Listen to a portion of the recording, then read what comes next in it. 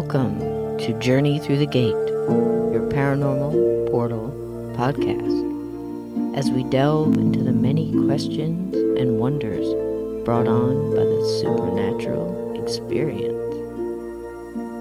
What's on the other side of the gate? Let's find out together.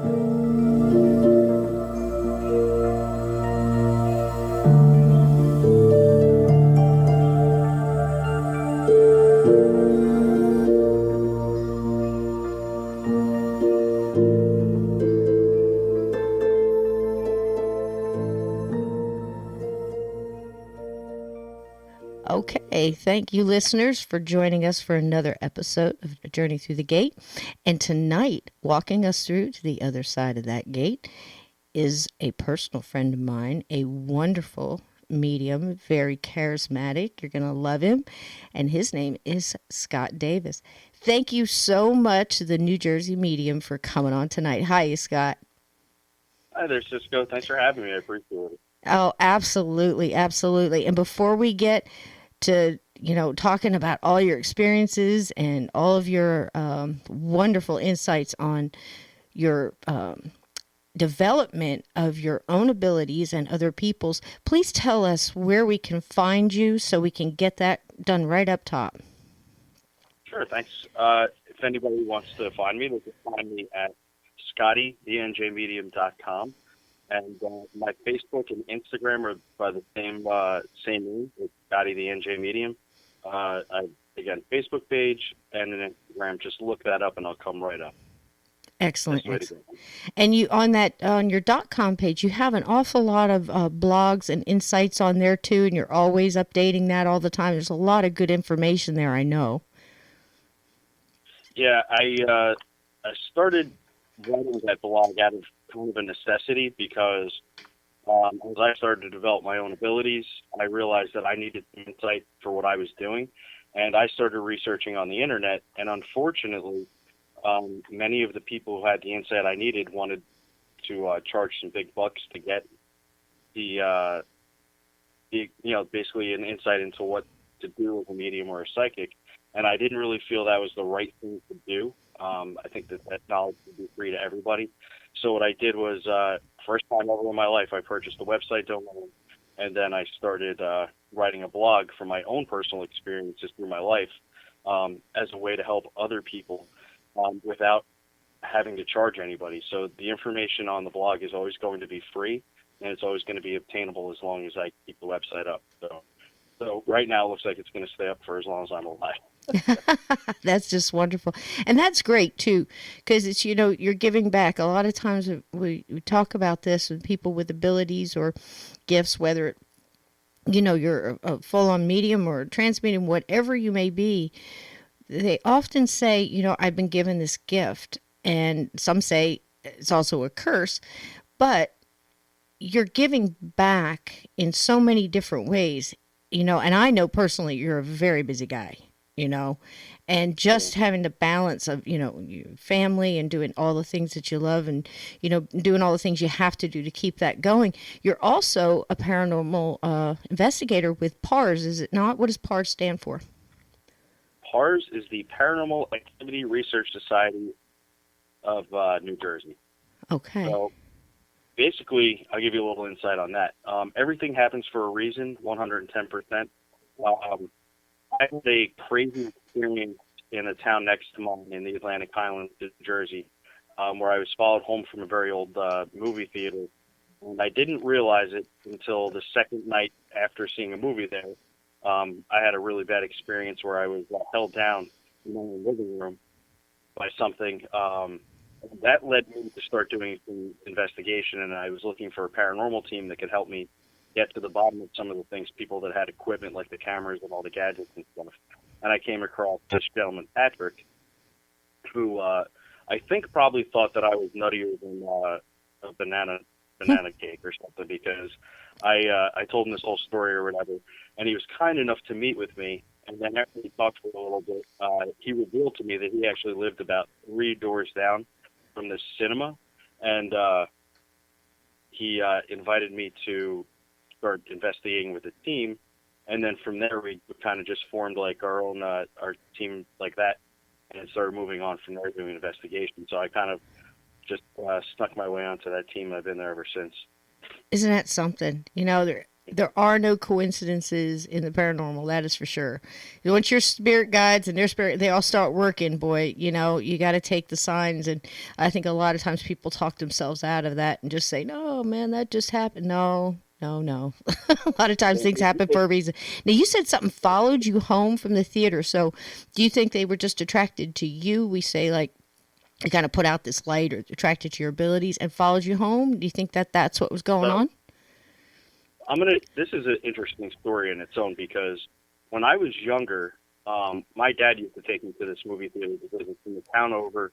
It was before we had like the big movie complex in the other town. So my dad would take me to this really old movie theater, and I remember when I was little, being very creeped out by the place, and I refused to like use the restroom by myself. And this is like when I was like 10 and 11 years old, and I could have definitely been able to just do this. Uh-huh.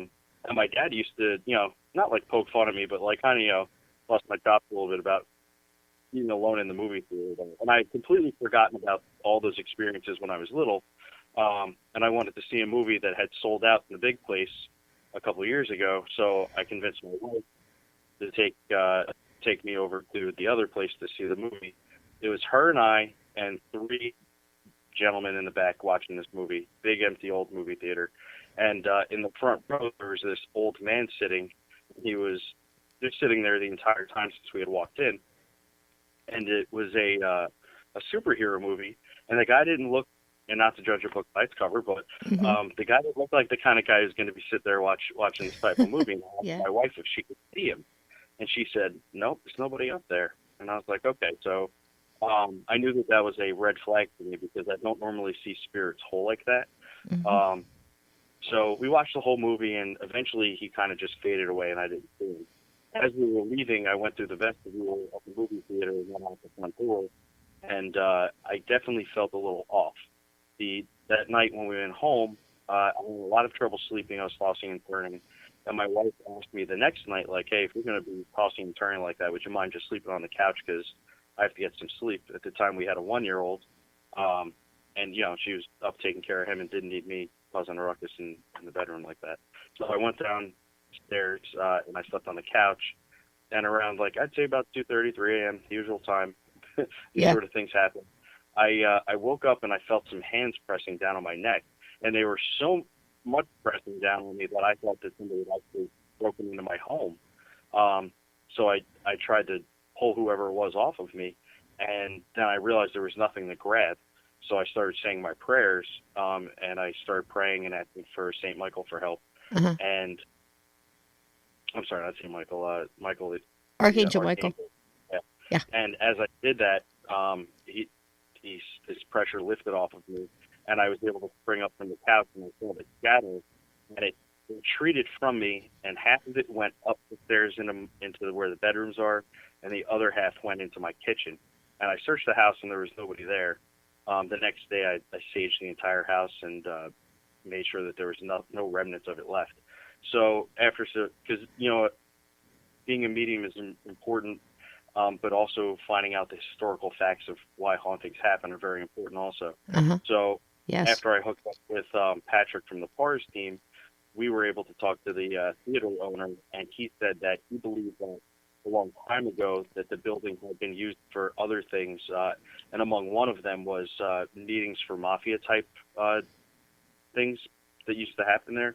The Atlantic Highlands was very famous for rum running during Yes. Prohibition. Mm-hmm. So there's some thought that some darker things may have happened in the theater. And we are actually going to, in the future, have a full-on investigation. So it should be pretty interesting. But that's the whole story. Yeah. And you think about it when you see these things, we've talked about it before, become desensitized to, everything is on the TV. We just see so much. It's hard to imagine laying on your couch and being woken up with hands around your throat and you can't see what has you. That's terrifying. you know. And this is, I'm talking to an ex-Marine here, people. And I mean, I was in the Army and Scott was in the Marines. And I can tell you that no matter how long you're out, you always keep stuff that they train you so well and through so much. And they always push you, Absolutely. you know, yeah, they push you to things that you can do things in your sleep you never thought you could do awake. Trust me on that.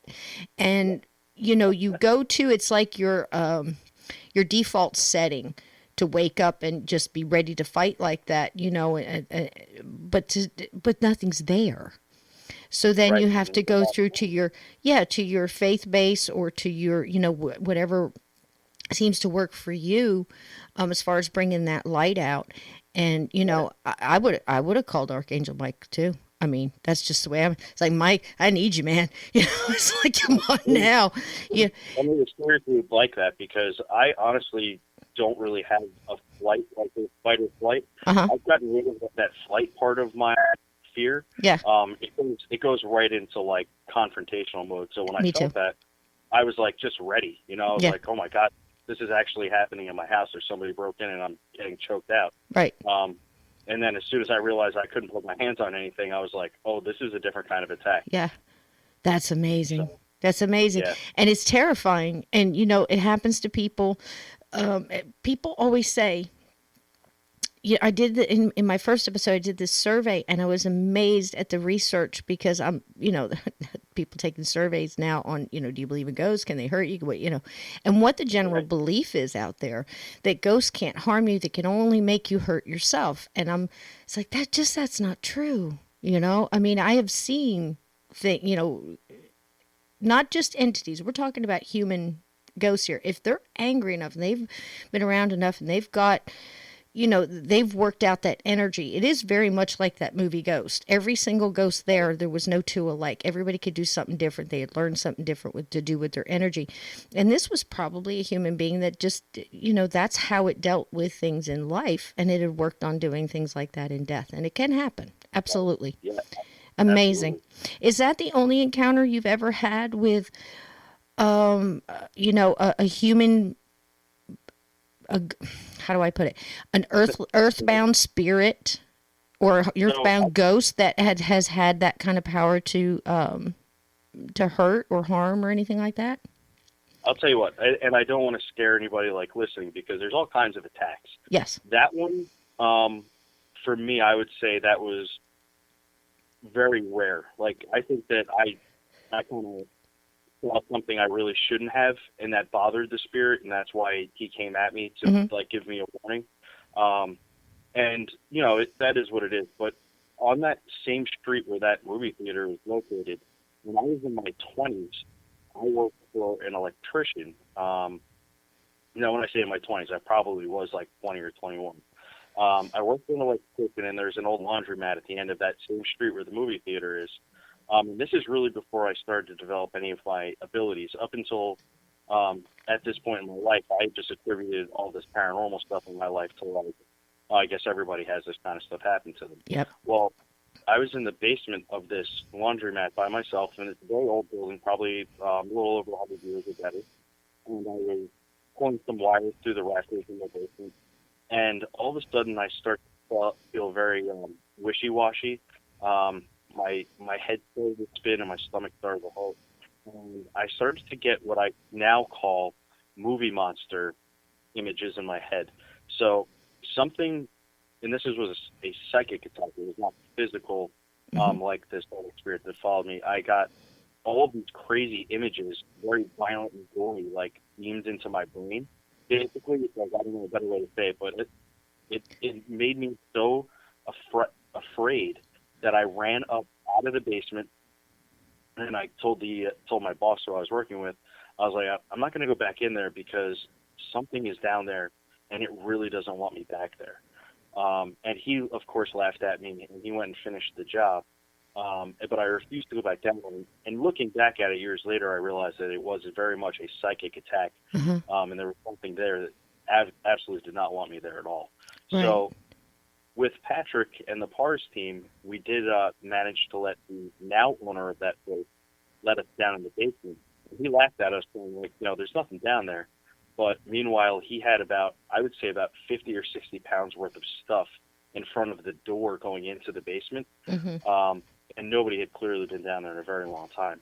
So we went down there with some of our equipment, and we captured several EVPs, one of which we could find on the PARS Facebook page. And it's very clear there's a audible thing coming through that says they don't want us here. And it's not like you have to search for this. Mm-hmm. It's clear. It's very clear. As Okay. clear as you and I speaking right now. So Repeat for the listeners where they can find that again. You said it's on the PARS Facebook page? right, that's right. They can go to parsinvestigations.com to see our evidence, or they can go to the Facebook page, Pars Investigations, and see the videos and things there. That's good. That's good. Yeah, I highly recommend people going in there and doing that because, you know, that gets me a lot too because television now, and I know you're a big fan. A lot of times, Scotty and I will talk about shows that we watch, shows we don't watch, and why we don't watch, and why we do like them. Yeah. You know, and absolutely one of our favorites is Dead Files. We're both big. We both have met Amy Allen, and we just both love her terrible. She's just so smart, and you know, out of all the people that are on TV right now, I personally know that she has been in this for years and years, and she just has so much ability. The fact that she was able to grow up in the family that she grew up in, her dad, you know, long lineage of people in her family that have done what she's done, so she was able to start honing her craft very early. And you know, a lot of the other TV shows that come on, you'll watch, you'll hear this like, and then they'll tell you what they think it says, and you're looking at it, you're going, you know, I'm not hearing that. I'm not hearing anything like it. Yeah. I mean, good straight EVPs, you shouldn't really have to reach for them. Yes, you know, depending on what you're getting, and you know, Scotty might talk a little bit about, you know, the vibration that, or the frequency that they're speaking on. A lot of times it depends on the vibration that they're resonating on. It's hard to quite understand, but a lot of times earthbound spirits, you can understand them because they're still resonating at that lower, you know, vibration, and you can hear that coming across the tape, you know, help me, or hello, or we're here. So I know personally that Scotty and the team does have a lot of good EVPs. So go check that out, and you don't have to strain for them, or you know, through a lot of white noise and stuff. What are some of the things that you guys? I know you really like the REM pod. You had told me before, different equipment and stuff that you like using. The REM pod by far for me is my favorite piece of equipment Mm-hmm. besides the digital recorder. Mm-hmm. For anybody who doesn't know, the REM pod, if you watch any of the paranormal shows, is the round hockey puck looking device with the antenna that sticks out of it, and it has silver lights on top of it. Mm-hmm. The REM pod generates its own electrical magnetic field around the antenna. Mm-hmm. And anytime something gets close and breaks the barrier of that, it sets off the light on top of the device. And the closer you get to the antenna, the more rapidly the lights flash, and the sound activates, and it gets more and more intense and quick until you touch the antenna, and then it becomes a solid sound and light. Uh-huh. So we did an investigation at a very old location in Middletown, and we had the REM pod activate where all this activity was happening, and we were able to ask it to stop making the sound. The REM pod stopped, and then we were able to ask it yes and no questions, and the REM pod activated and deactivated using yes and no. Wow. Yeah. And they can see that also on our webpage and on our Facebook. Yeah. It's not like you know, oh, maybe it did or didn't. You can hear me speaking, and you can see the lights from the REM pod activating. It's very clear, and to me, after that happened, I was a believer in that piece of equipment. Yeah. And then later that night at that same location, the REM pod became maxed out, and it became inoperable. We would have only seen an electrical engineer to have them open it up and fix the circuit board. It got fried from whatever was playing with it. Wow. That's just a real surge of energy, huh? Yeah, it was intense. That is intense, yeah. And it just seems like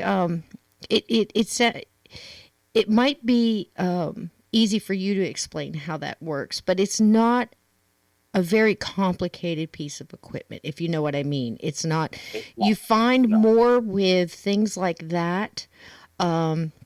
EMF meters can be a little frustrating because a lot of things set those off, your fear cages and your Right. wiring and different copper pipes, all kinds of different things can affect, Yeah. and, even things under the ground that we can't see. So we can't really, X that out unless you know what you're standing on. But things like, just a simple flashlight. I've had those experiences when I was in Gettysburg, and I mean, I had a flashlight at my feet, an EMF meter, and I was holding dowsing rods because I just thought that they would be less, the people from that period would be less surprised by it, if you know what I mean, because you got to show up a lot of Right. tech equipment, and it's like, well, what are they doing now? Yeah. But and all of those Absolutely. things were just yes at the same time, yes at the same time. You could not rule it out because there was no way. The dowsing Yeah. rods would cross, the flashlight would go on, and the EMF meter would go up. It was crazy, but That's great. Yeah. yeah, it's amazing. So you just couldn't rule it out. But you can really sit. Turn off the flashlight. Turn it back on, and when it's doing something like that, you have an intelligent haunting where they're working with you, and yes, they're willing to communicate. But in a lot of cases, as a medium, and what you've learned is a lot of times they're just not going to respond, and that doesn't mean that there's nothing in that location, because they're just, they were people too, and if they don't feel like answering something, they're not going to, and that doesn't mean the place isn't Exactly. haunted. And they don't tell you that on a lot of these shows. And Yeah. the one you're getting to respond doesn't necessarily mean that's the only one there. So that's why someone like you is very beneficial to have on a team or to have coming through, because you can run it through the equipment, and then you can also run it through your equipment and Right. see if how everything is matching up. And I just really think that it makes a whole team, if you know what I mean. It does. Yeah. I really feel like that, and I love that you and Pars are doing that. I just, I mean, like we talked about Amy, the Dead Files. I mean, they had kind of do it their way, and they don't come in with an awful lot of equipment and things like that. But usually, Steve does all this investigation in the way that everything he's found out matches up to what she's. And sometimes they disagree, but it's amazing, you know. Yeah. And But that's how we do it. I'm sorry to cut you off. Just that's when we okay. go to investigations, Patrick is the point man. He gets all the information. Many times I don't speak to the client. I won't even really know where we're going, except for like maybe a town that we're going to head to, so I could tell my wife where I'm going to be. Uh-huh. And then we get there, and I'll do my thing, and I'll do a walkthrough, and then I'll write all my notes down, and then we'll compare it to the hot spots in the house where I picked things up, what I was seeing, names, places, events, and then Patrick will fill me in on all the things that the resident or business owner is experiencing, and then I then join the team for the investigation with the cameras and the equipment, and continue my mediumship and my psychic interaction with any spirits or ghosts or energy that is there. Um, and then after that, we go and research everything, because you can't just stop there. Right. Um, History oftentimes dictates a lot of the haunting or the activity that's happening. And I think that oftentimes is the most important part of the investigation. So the way the Dead Files does it, I love it. If we had the time and the resources Oh to do yeah. it that way, I would probably do it that way myself. I Yeah, like it that it way. it is. It's a pretty good little formula they got going on, and there are some other good shows out there too. If for nothing else, they've certainly taught us about equipment and I hate to use the word debunking, but disproving, and things like that, and had other Oh, things yeah. to look for. I think we've Yeah. learned a lot in the past 10 years about how energy from a person in a household or a business can also add energy to whatever was there and possibly was dormant, and gave it energy to come back, or linked into that person for a reason. There's a lot of that going on, and people don't realize that. I mean, there's been a lot of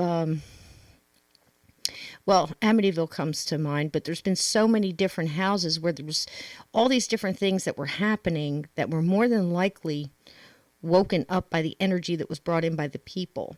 And then when they left, it either followed them or went on its merry way to someplace else, or just whatever spirits do when they're not busy. It's like, Well, or ghosts I do can when be they go here. dormant. Do you know what I mean? And then they'll Yeah, say, well, there's nothing. I don't, these people are crazy. There's nothing going on here. Just like you said with the basement, or or something like that. Because if you don't have the ability and you're not seeing these things, and you're not sensitive to the things going on, you can live in a house that has many ghosts and never know it. yeah, and I'm going to say this is really important for anybody that's listening to this or going to listen to it in the future. If you yourself are psychic, a medium, intuitive, an empath, or any of those things, and somebody claims that there's a haunting going on in their home, and you walk in and don't feel it, it's okay, because I myself have been in places with the PARS team and have heard outrageous claims and have felt absolutely nothing, like flat, like completely calm. And then go back to the equipment, rely on that part of it, and go back and find really very interesting and intelligent EVP responses to things that were happening around us.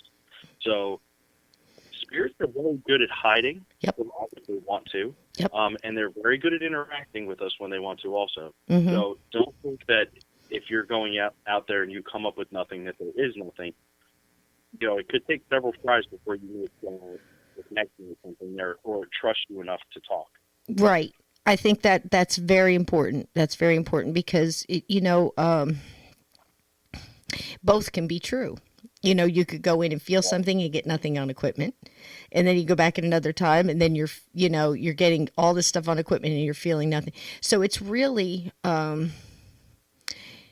important to take the time and go back at different times as well. I know Scotty will be the first one to tell you that there's no way, if you look at these shows, there's no way that you're going in there and you're just finding out everything in 45 minutes plus commercials. Those things are heavily edited. A lot of times they take 2 weeks. I mean, I know the show Ghost Hunters, sometimes they would be there 2 weeks, and then they hand all the stuff in, and then everything is edited and put together. And these editors do a great job making it all look really important, but a lot of things is lost on the floor, basically, cut out of it. Some stuff that could have been really important, on something that they disproved, or a lesson that was taught, or something else that they found. But so you have to understand this takes a lot. Sometimes it takes an awful lot of time. You can't go in like 15 minutes. Now there are people who have abilities that are so in tune with stuff, they can go in and go, okay, that ghost has an issue. We're going to sit here like a Hans Holzer, people like that. But he didn't do it alone. He went in with a trans medium and stuff like that. And that's a different approach, but it does work too. But all these places are changing with the energies. And it's, and a lot of times, like I know, have you ever come up with a poltergeist that when you went in, you found out it was actually coming from a human who had abilities, or a human that was putting off that kind of stuff, and it wasn't an entity? Did you ever find that in your cases? Yes, as a matter of fact, about 2 years ago, I went with Patrick out to Freehold, New Jersey, and we had a case of. You can read about this on my blog at skytheangelian.com. I called it like the boy in the mirror or something, or the haunted mirror, something of that effect. This little boy was experiencing all kinds of like paranormal activity in his room. Mm-hmm. And he would become so afraid that he would sleep with his parents. And then it got to the point where his dad, who I met when we went on the investigation, bought another bed, put it in his son's bedroom, and slept next to his son, because the son was so adamant about the paranormal activity that was happening. And the parents had noticed in the house, like they were seeing shadows or strange hot and cold spots and things like this. But the dad was not subscribing to paranormal activity whatsoever. So he buys this bed and sits in this tiny, like, I would say the room is probably like a 10 by 10 room. It wasn't very big. And the little boy was sleeping one evening, and the dad is telling me this story. And when I tell you this dad is like a nonsense kind of guy, he's like this bald biker guy with tattoos. He's very rough, like no nonsense. Um, and in any case, I didn't see him being a fool much. He was saying that he was sitting in bed one evening, and his son had fallen asleep, and he sees his son sitting up and playing in bed in the dark, and he yells over to his kid like, "Hey, go to sleep. It's time to go to bed." And then he hears what sounds like his son is snoring. So he gets up and takes 3 or 4 steps over to the boy, and he is actually laying down, and the dad is actually seeing a shadow of something else sitting up, and like it looked like he was playing with dolls or something. And the dad said he said go away, and it dissipated. Then another time, the dad said that he was laying down, and there was a dresser with a mirror in the bedroom, and he had like tentacles, like shadow tentacles, grow out of the mirror and like go throughout the room. And he said that was enough that he pulled his son out of the bedroom and they slept on the couch for the night.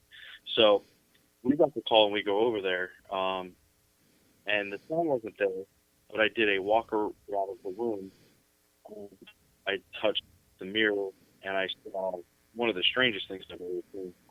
I saw like an image of Jesus Christ on the cross, like dying, and I was like, wow, that is intense. That's crazy. I would see that. Then I saw drugs, and I saw various kinds of weapons associated with the drugs. And again, this is prior to hearing the two stories that the dad had. So I immediately was like, well, this mirror is definitely an issue, or the dresser and the mirror combo. I left the room, sat down with them. We did a little bit of investigating with our equipment, came up flat. The boy came home in the meantime from playing with his friends, and I took one look at this kid and was like, oh, I was like, he's the problem right here. It's not the problem, but he's the reason. He's very open to everything. And he had a very natural tendency to a spirit, and he was not trying to do that. Yeah. And that's something that, as a young kid myself, I used to do. I would have to sleep with the lights on. I would have to leave the door open and be able to see my parents' room so that I would like feel safe or whatever. In any case, I was able to help the young man. I gave him some crystals to help him, and I gave advice to his mom and dad about how to deal with it. And then I actually just did a reading for the mom about 2 weeks ago. She called me on the phone, and she reintroduced herself to me, and I asked her how everything was going. She said that ever since we had that conversation and I explained to her son how to tell the spirits to leave him alone, that it had pretty much died down and left him alone. That, and they had to get rid of the mirror because it was causing so much issues. Wow. So again, like things like attachments to objects, like we had talked about before. That's, I know you have a couple of haunted objects yourself, don't you? Yeah, I do. I picked up the most interesting thing. Everybody could go on your Facebook page and see it, is the haunted clown object that I have. And I think it's creepy just because it's a clown. Right. I don't have a phobia or any of that nonsense. I don't buy into that, but yeah. It is definitely a very interesting piece. Yeah. And it was out of my life for about a year after I purchased it, and then I picked it up. And I'll tell you what, within like 3 days, I had a really strange run of bad luck. Yeah. Wow. It's hard to explain how, because I know we had talked before about like, things attached to the Titanic and, just so much emotion all of a sudden, bam, into something. But then you got to think about it too. Like people wear, like, say, a wedding ring for 50 years and then it winds up somehow in an antique store and you buy it. And you hear about people absorbing the emotions, or, it's so hard to explain. Energy is such an amazing thing. It's so simple, but it's so complex at the same time, So, even like you had mentioned crystals and things like that. And I know, you're a very avid user of things like that as well. You have to have those things cleansed.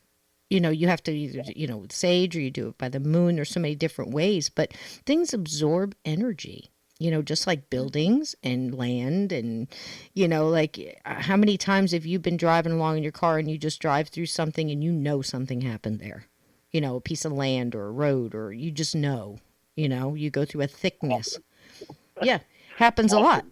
Yeah, it Yep. happens a lot. Now, that's amazing that the boy was seeing all that. I'm glad he got tools, and that's important. Again, go on Scotty's page and talk about, it's not just psychic development, but there's an awful lot of stuff through you and through Tammy, and there's a lot of information out there on how to, ground yourself in your own self protection, and kind of understanding that too, Right. because we really do have the power. You guys heard when Scotty was attacked at, 3 o'clock in the morning, and why 3 o'clock? Isn't that just, I feel like that is so cliche. I got to be honest I with you. know, I do Um, too. it But is- what is that? Is like the energy difference? Is it, I've heard everything from the moisture in the air to this to that. What do you think about that? I asked the same question to other people who have been doing this for far longer time than I have.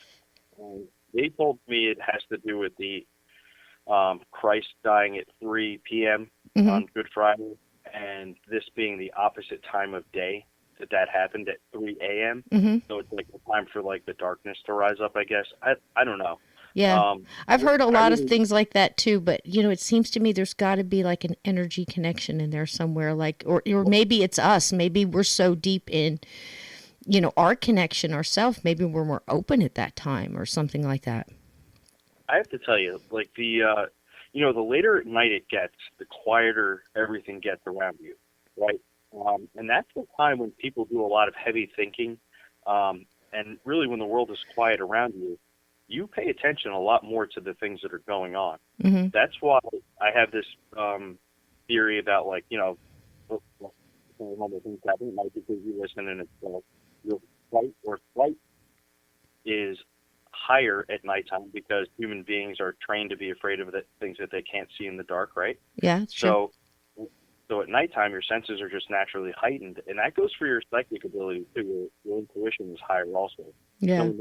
when the hair on the back of your neck raises up in your own house, that's an indication that your biological part of your body is telling you, like, hey, there's something watching you. There's a predator looking at you, or there's someone looking at you. Uh-huh. And it's definitely something that's ingrained through us through evolution. So I Right. always tell people, like, don't ignore that. If it walks and talks like a duck, it's probably a duck. There's probably something going on Right. setting Right. off. Right. So And in that case, I'm looking at it this way. I know from my own personal experience too, a lot of times, let me try to word this right. A lot of earthbound spirits seem to get a lot of their energy off of you from fear. Fear and, pessimism, things like that. So, they need energy too, just like they draw it out of batteries or whatever, whether it's intentional or otherwise. A lot of electricity. A lot of times you'll see like the lights are flickering or this is happening, that kind of thing. Those are things you can see. But like Scotty said, you can feel it too. And that's not just your intuition, but there's a little bit of energy in there as well. I mean, even in a non paranormal way, you can walk in a room and even if you didn't hear anything, that somebody was just having an argument in there or somebody was laughing. You can feel both different, you know, vibrations. And I know a lot of times, through watching your Facebook lives and stuff like that, Scotty does a great job in trying to explain. He has like a different topic. It's Tuesdays, is it not? Tuesdays and Fridays? yep, that's right. Tuesday and Friday, 9 p.m. Eastern Standard Time. There you go. Right there on his Facebook, he'll do a live and have a little discussion about a certain topic, and you take questions and and answer and describe things. And you had described about trying to tune in, like raising your vibration to connect. So perhaps maybe we should tell the listeners a little bit about how you get a reading. Like, do you see pictures? Are you getting symbols, like out of, like spirits kind of show you symbols to give you an idea of connecting into the person getting the reading? Are you seeing it like a movie? How do you get that? How does it come to you? Okay, so what I have come to realize is that my own particular skill set is very wide, which is really great. Sometimes it comes to me through speaking, like thoughts in my head, which is the core audience part of it. And then people often hear clairvoyant, which means that we see pictures and movies in our head, which my actual main way that I operate. That's how I get a lot of my information. And then it'll switch over to the clairaudient part of it, and then clairsentient, which is like the knowing part of things. So it's different from ghosts to spirits to different entities and how they interact with me and other people. So just to give everybody an idea of how some of these things work, I I was set to go on an investigation in Hoboken in New York, and that wasn't going to happen until about 6 or 7 o'clock at night. I was in Hazlet, New Jersey, probably about 50 miles away, and I kept hearing Spanish come to me in my mind. You could hear I what? You could, kind of went out on me a little bit. You could hear what in your mind? I could hear somebody speaking Spanish to me Okay. as I was sitting at a restaurant, and I thought that there was like a spirit trying to communicate to me for somebody around me, but I couldn't connect that with anybody. And I kept hearing the words "mutia," and I don't speak Spanish, so I put it in the old Google translator, and it came out to say "my aunt." And I kind of shrugged it off because I couldn't find anybody that fit the description of what I thought I was hearing. Right. So that night we got, I'll make this a very short thing because I want to get so over it, but that night we got to this investigation, and I realized that there was a spirit in this apartment that only spoke Spanish, and he was causing a ruckus in the home because the woman who lived there was not Spanish, but she spoke fluent Spanish, but she was not psychic, and she couldn't hear what the spirit was trying to tell her. Wow. So he kept speaking Spanish to me, and I phonetically sounded out the words that I was hearing to her, and we were able to come to the conclusion that he had been killed, and his aunt had lived in this apartment that this woman was living in now, and he would not leave until he got his aunt or found her out where she was. So, being that I don't speak Spanish and we couldn't really communicate that well, I had to find a Spanish-speaking medium for this woman so that she could get the help that she needed. So that was the clairaudience audience part of it. I never saw that ghost at all, but I heard him very clearly speaking to me. Now, when I do reading, oftentimes what happens is I will first get, like you said, like some symbols, and the symbols are not universal. They're very specific to each person who is going to interact with the spirit. So, for me, a lot of times when I see somebody's energy, I see energy as a tree, and I'm sure that everybody's, or a lot, at least many of your listeners will know what the tree of life is. Mm-hmm. Everybody has their own, and I will very clearly see that with somebody when I connect to them, and I'll know if they are like me or regular, or if they're going to be on a path to other things through that tree. Then I will see images like birds. Sometimes I see very ordinary, everyday objects that lead into a conversation for the specific spirit that's talking to me. And then from there, they can show me movies of things that have happened. But normally the usual integration is they'll show me things, and then they will start speaking to me in conversation once they warm up and get good on their own. And something that people should know is that not all spirits or ghosts are good at communicating with mediums either.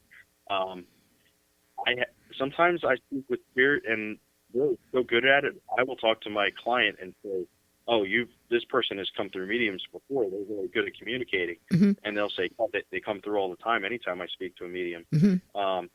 And then sometimes it's like pulling teeth Yes. to get the spirit to talk to me. So, And just for you sparked, I didn't mean to cut you off, but I think this is really important just to let people know. A lot of times people will do a sitting, and they have to understand that every medium or medium psych, everybody's different, and they get their information differently. But most of the time when people sit in front of a person, they want a specific answer to something. And that's kind of sort of comes from a different place than hearing a specific something from someone. And sometimes they can sit in front of you and you get like a block because they want it so bad and they don't want to receive the message that they're supposed to hear. They want to hear a specific thing. And that can often cause a block, can it not? Yeah, one of the most frustrating things to me, is that people will be like, my mother and I made a code word, and I won't believe you unless you tell me about the code word.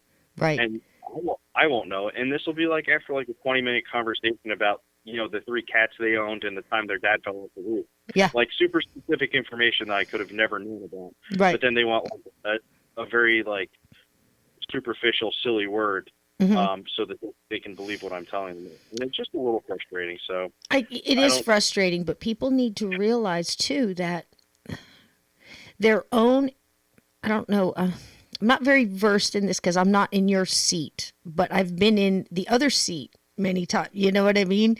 And I've not had to deal with what you've had to deal with, but I have a lot of friends who do what you do. And this is like the number one thing. You start putting up blocks and not to say grief, but grief is a block. When you go to somebody and say, well, my best friend died three days ago and I want to know that, or whatever. A lot of times, they need time, first of all. Grief, Right. and things like that are a block. Negativity is a block. Coming Yes. in and going, I don't believe you and you're going to, you're going to give me something. And sometimes you'll get little things that'll just really show them.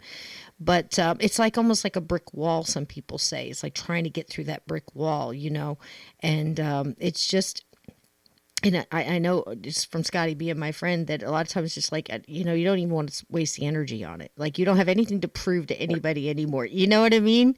It's just, Yep. it's so negative. But, a lot of people go to, we both have friends that are in this establishment here that does a lot of work with local artisans, and they've recently started doing very controlled, very nice seances. It's not like what it sounds like. It's very loving atmosphere, nothing really scary. It's just a group of people connecting into one specific loved one, because it's very hard for that medium to sit there and connect to all their loved ones. But it's a nice atmosphere.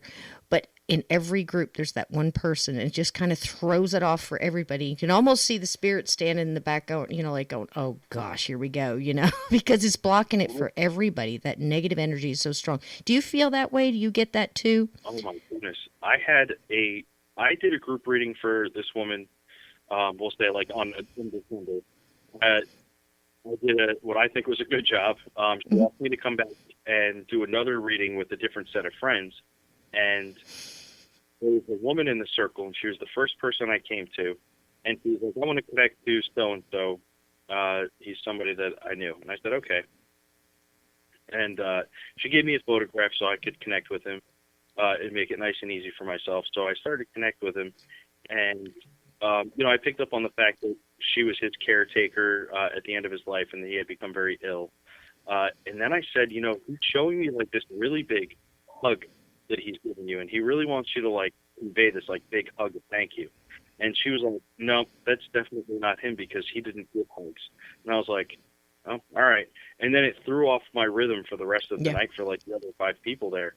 Mm-hmm. Then at the end, after like I had become insanely frustrated, and I didn't have to do this because it's not what people get with it. I lost you. I lost you there. Could you repeat that? Yep.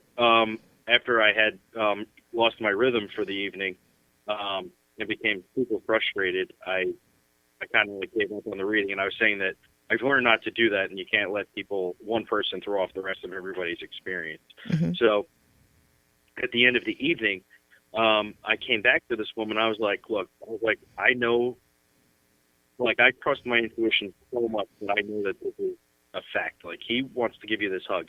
She said to me after like 2 hours of watching me struggle? She was like, oh, well, after the first time he came out of the hospital, he gave me a big hug and said thank you. And I was like, from a man who doesn't give hugs, and he gave you one big hug, and the first thing that he wants to convey to you is a big hug from him through me? Yeah. And you don't... Right. And I was like, you don't think that was what he wanted to tell you? Like, thank you? And she was like, oh, maybe. And I was so frustrated. But that is frustrating. It was a lesson. That was a lesson learned. Yeah. Well, it's a lesson for you too. I mean, you're going through this. We learn. No matter how much you do this, no matter how much you're in this, I can tell you right now, if people tell you that they're an expert and they have all the answers, run. Yes. Because there aren't any. There aren't any. I mean, I've been looking at this for 50 years, and I'm not joking. Since my first experience trying to ask around, because I had to go around the back door asking, you know, other adults, like, what is this? What's going on? Because you couldn't talk about it in the family. So, I mean, and it's your own little investigation way, but then you read books and you do collect data, and it's a lifetime investigation. But the thing is that's absolutely true. So if you are going to have a group reading or something like that, tell people to let's be open to some of the best ones I've been to are the ones that were pre-told. You may not get the answers you're looking for, but you might get the answers you need to have. You've heard that a lot from mediums that we've seen, but because a lot of times we think we need that one thing, but we really need to hear this. And if your spirit guides or your spirit loved ones know, they've got the cover to the box. We've only got the puzzle piece. So listen, because it might be something you really need to hear. I have stopped, when I go to talk to somebody, or just friends hanging out or whatever, they go, I'm getting something. Do you need to hear a message? Are you looking for? I'm like, you just tell me what they're telling you, because I'm open. And when you're open, it will be the best reading you ever have, because the flow between the medium and the one getting the reading is just an open flow of information, and you're just going to feel amazing about it. So, I mean, I don't know how do you feel about that, Scotty? Wouldn't that be nice? 110% on the nose on that one. Yep. That's why I always start off my reading. I listen to the spirit first. I don't even ask what my client wants. I don't even ask them what they want to hear. I do about 15 minutes in the beginning of every session of just listening to spirit and saying, tell me what you want me to tell them or convey to them. Mm-hmm. Then after that, then I let the client ask questions. Mm-hmm. That way I can get what the spirit wants through, since they're the ones using the most energy. And then I let my client ask their questions, and we go from there. Yeah. That's a great way to do it too, because, like I said, I've gone to a lot of psychic fairs, and for people don't know what that is, you probably get in your mind. If you're listening to this, you probably know what a psychic fair is, but you can really go in, and there's so many different, you go get a tarot reading, get an astrology reading, go to Reiki, maybe, anything. There's a lot of different little spots you can go to. And I've heard many people trying to get signups and stuff, and they'll go, oh man, I really wanted, that. And I'll tell them, why don't you go to the one that you're drawn to? Maybe there's an opening for a reason, because you need to sit in front of that person because they have something that that you really need to hear today, Right. And then you'll go to these group readings too. And, Scotty can probably tell you that if you're sitting in a group and he says something that one loved one is giving to another person, that's really almost for you too, because if their loved ones are okay, yours are probably okay. Have you ever sat and just really tried to get somebody that you couldn't contact, and what made you think you couldn't contact them? Were they busy? Were they just on a different vibrational level? How do you explain that? Oh, well, through doing so many readings, I've found that if I'm not picking somebody up, well, at first I thought, oh boy, I just must not be as good as I think I am. But then through a lot of time of experience, I realized that, one, that spirit may not want to talk to us. Two, it might, what I found is, if I get somebody, they'll show me symbols, if I'm talking to grandma and they're chatting away, and grandpa is showing me that he's 20 feet away from me just looking at me, I'll say to my client, let me guess, grandpa wasn't a big talker. And then they'll laugh and be like, yeah, grandma would do all the talking. And I'll just say, well, grandpa doesn't really want to talk right now. Mm-hmm. Or sometimes the spirit will cross their arms almost defiantly. And I will immediately pick up that even though they're sitting there and connecting with me as a medium, I will understand that they do not want to believe in mediumship, because while they were alive, they put so much effort into trying to disprove this sort of phenomenon that they don't want to acknowledge it on the other side. That's amazing. Hold on. You got to repeat that. You're saying that's amazing. That's the first time I ever heard that one. That is awesome. Yeah. Okay, you're saying that you're sitting there and you're trying to read for a client, and the one that they want to connect to is in spirit, has crossed over Yeah. in spirit, and they don't believe in you, so they're not going to tell you anything to tell their loved one that's still here. That is crazy. That is Isn't that amazingly something? cool. Yeah, because And it's I've free said will. that. Yep. And I've said it to clients like, listen, if your grandfather was alive and sitting at this table, what would he say about this? And he'd say it's nonsense.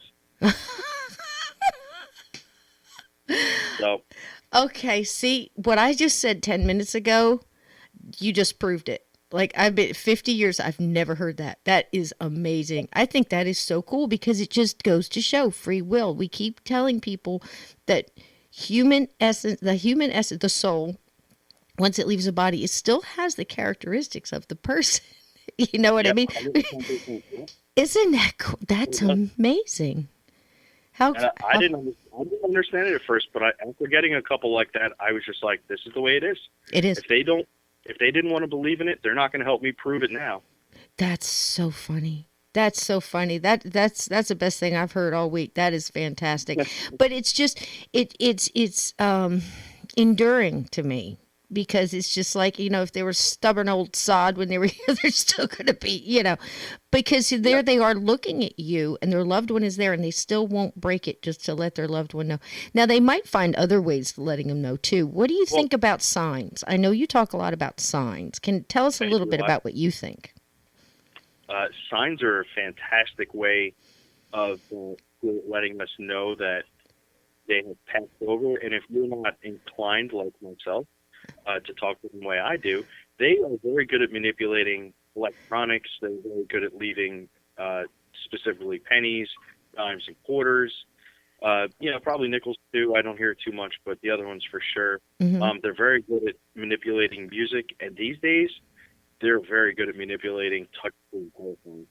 So if you have an iPod or a telephone, an iPhone, Android, or whatever it is, they're very good at making them work and let you know that they're there.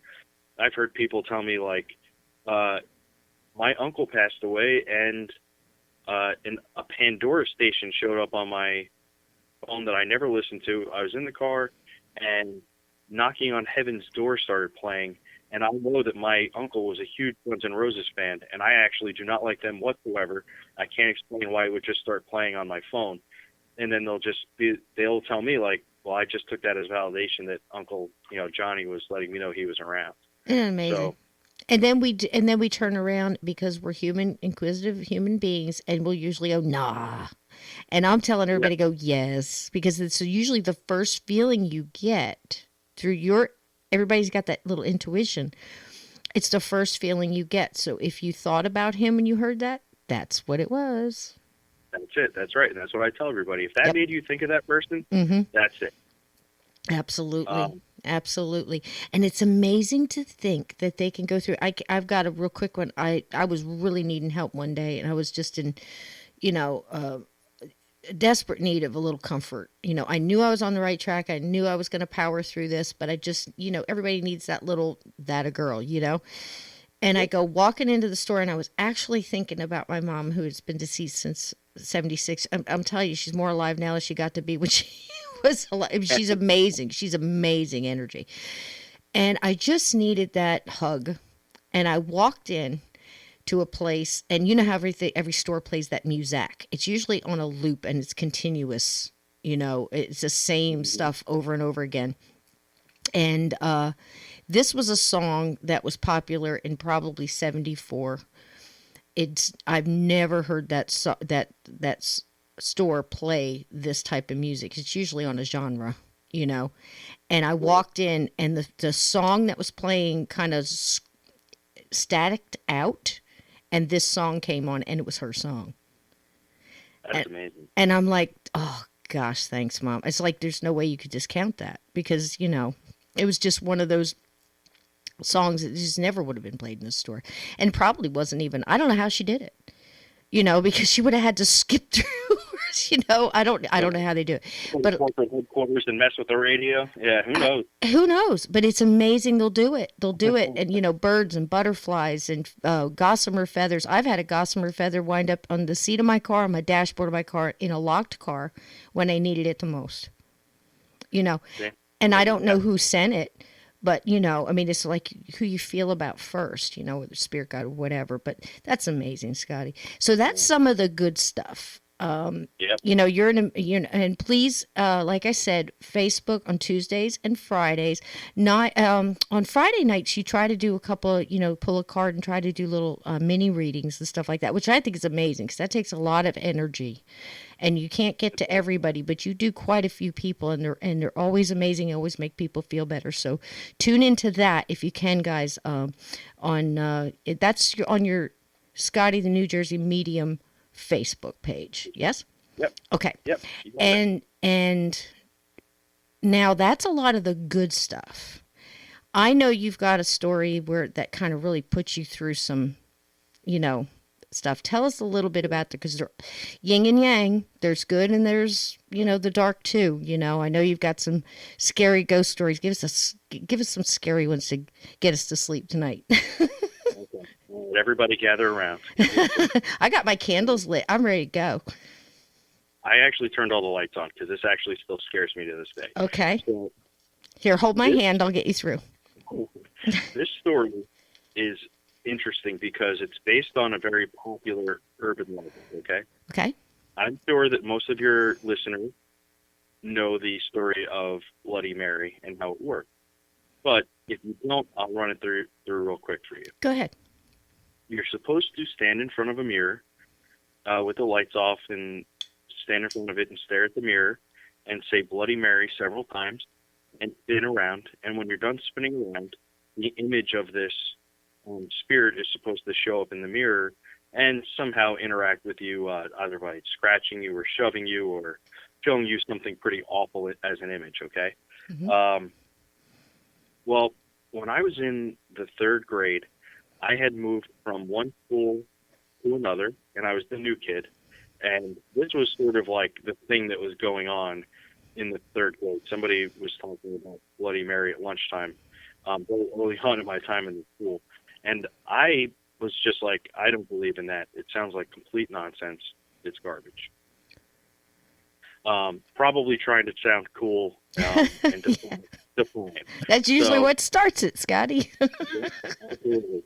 So the kid grabs me by the arm and he's like, well, if you don't believe in it, go in the bathroom right now and do it. And I was like, oh, okay, well, it's 12 o'clock on like a Tuesday and we're at school, so what could happen? So I go into the bathroom and I have somebody with me to verify that I'm doing it. And I spun around a couple times and I did the little ritual and nothing happened. And we kind of both laughed about it, and I guess I felt cool for about, I don't know, the next 15 minutes before something terrifying happened. We went back to the classroom, and it was during lunch. And I don't know if you know what these are, if your listeners know what this is, but we had these things called sun cups, and they were juice cups. They were little plastic cups with juice in them, and they had a foil top that you could pull Yes. the top off. Yes. Okay? Mm-hmm. So we had those, and I remember it was fruit punch, and I had finished my lunch, and I opened up my juice, and I pulled the foil top off of it, and I happened to have been looking over the cup as I did it, and when I peeled it back, I did not see my beautiful face looking back. Uh-oh. I saw this haggard old woman with no skin, no eyeballs, and wispy white hair. And it scared me so bad that I jumped backwards out of my chair and kicked the desk and knocked like probably 3 or 4 desks over in the process. The juice went everywhere. And I got sent to the principal's office, and I had to kind of explain what happened. Oh, no. And then, yeah, my parents were called, and they were like, talk to him. This is not something that actually happened. So from that point on, I had opened this nonsense. I will call it an attachment at this point for a better lack of words, but I started having the most seriously intense nightmares I've ever had in my life of things that I don't even really like to talk about because they were so graphic and so awful. I would say that most nights I would go to sleep and dream about like hell or being killed. I would dream about my friends being killed. I would dream about my parents being murdered. Oh, I would God. dream about just the most awful sin. And I was already a very vivid dreamer due to my gift. So Mhm. now I had a horrible influence in my life, and did not have anybody to talk to about it. Oh But no. not only that, it had shaped a lot of my life because I wouldn't go into any restrooms or any rooms period when they were dark. I Hmm. would stick my hand in a room and turn the light on, and then stick my head in and look around to make sure that I didn't see anything in any mirror, and then I would go in. So this seriously happened from about the third grade up until I would say probably my freshman year in high school. That's how long this continued. That's a long Um, time, Scotty.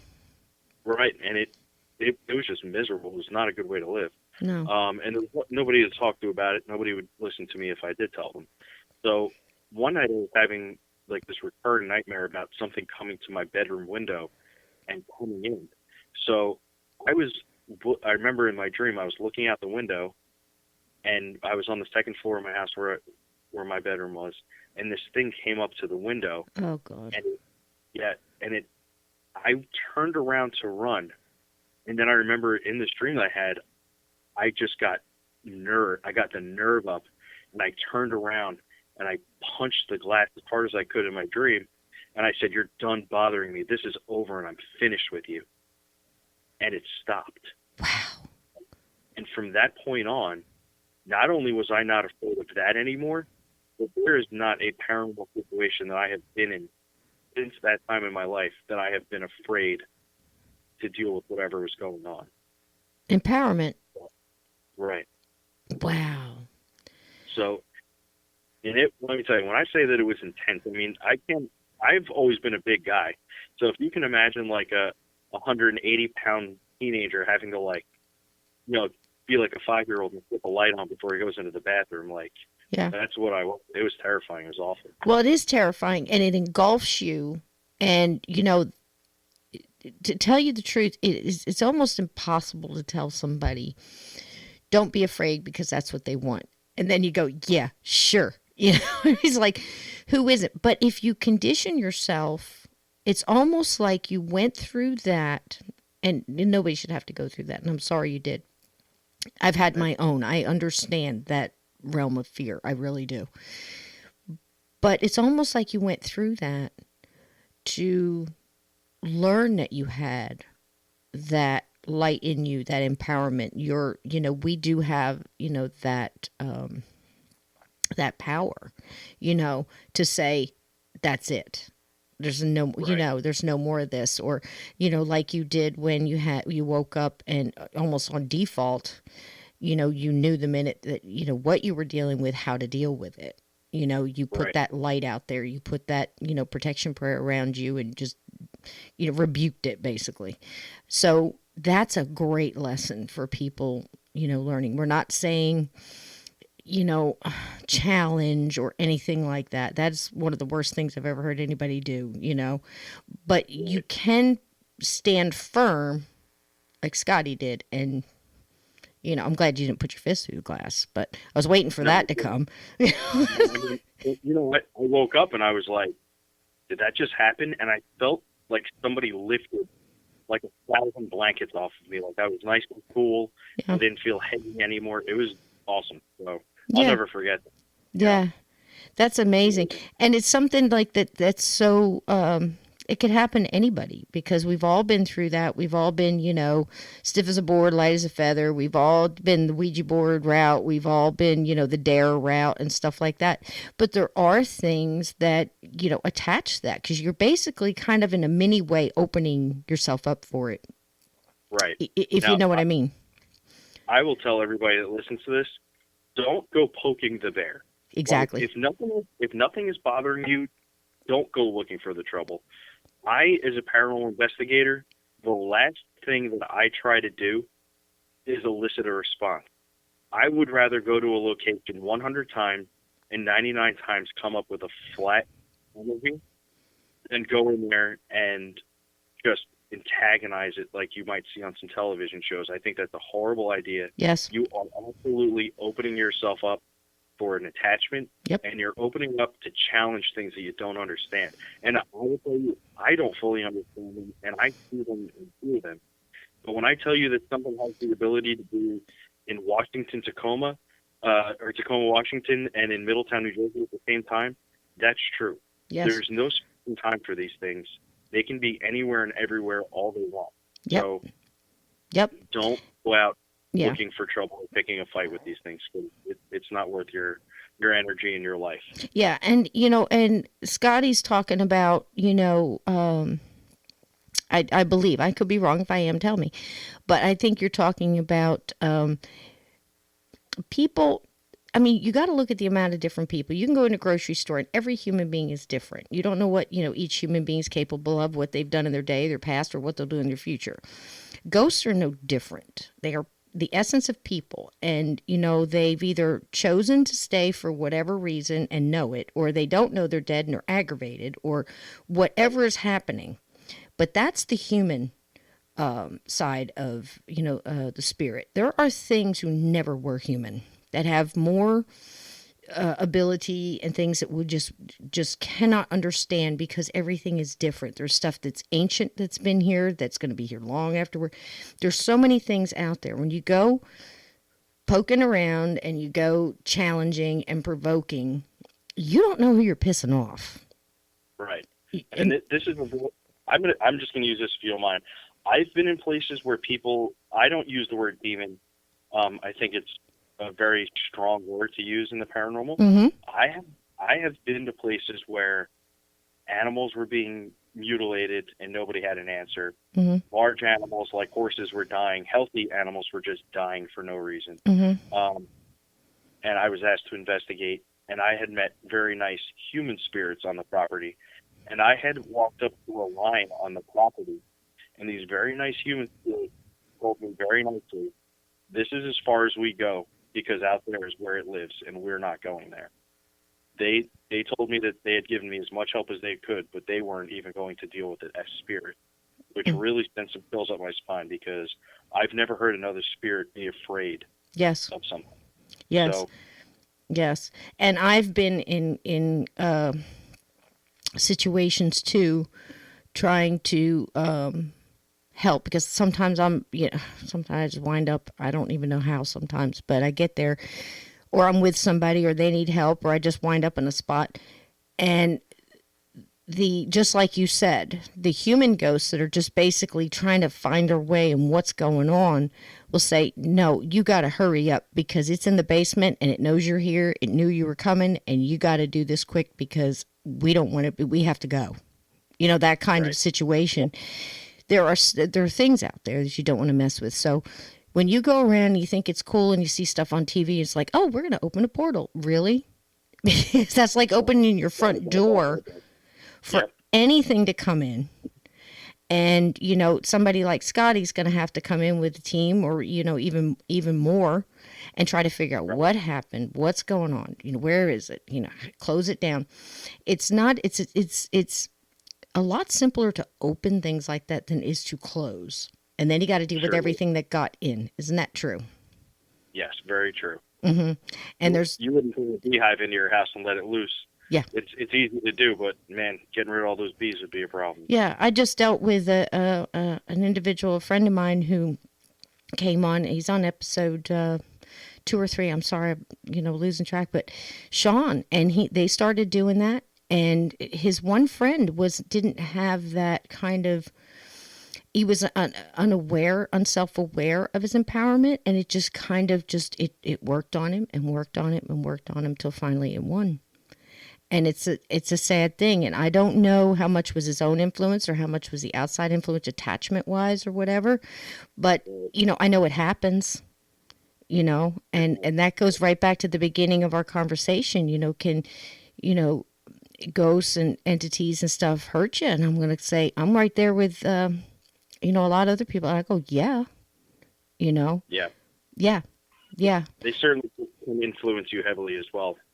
Yeah. That'll be another time we'll have to talk about spirit attachments and influencing and addiction. Oh, will you come back and talk about that? I'd be very interested in hearing about that. And, also, some ways to recognize that, and Yeah, maybe, absolutely. through meditations and things like that, and other stuff, to just empower yourself to do that. Because, wow, we run the gauntlet tonight. I can't thank you enough. And please come You're back. welcome. Anytime, obviously. That's wonderful, though. But again, now, I if you love do, having people listen to me talk. please connect him with Scotty. I think you're really going to like the lives, and I think you're going to love having him do a reading for you. Now, you still do readings by the phone, do you not, sir? I do, yes. Okay, and they are to do. How do they connect with you on getting that done? If you want a reading by phone, it's very easy. Just go to my Facebook page, which again is Scotty Van William. You just send a little private message, and my wife Shelly is the gatekeeper of my world. Hey. She will set an appointment, and I will sit in a chair and do the reading. Awesome. And hi, Shelly. We love you.